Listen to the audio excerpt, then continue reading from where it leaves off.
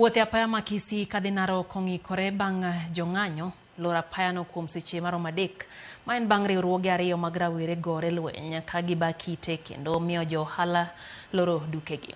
Rawerego ywak ne telo marach mar gavana ma kaunti ya Bomet Hillary Barchok, kata kamano arita kwe sani oseduogo.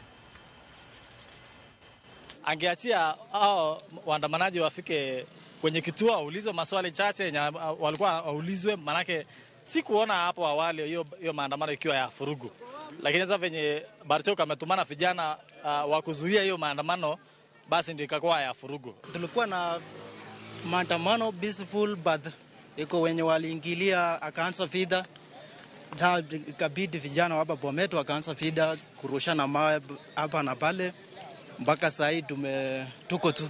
Leo tumeona mambo yamebadilika. Jana kulikuwa tumesema maandamano ni ya amani na watu wapeleke their grievances, but the downtown, the governor used the other force to protect his office, not to be assessed. So in town, right now, town is in another state.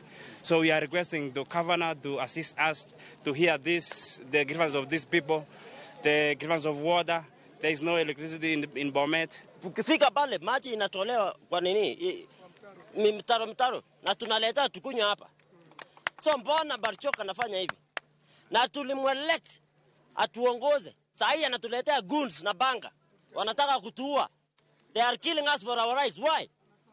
So we are saying Barchok must go.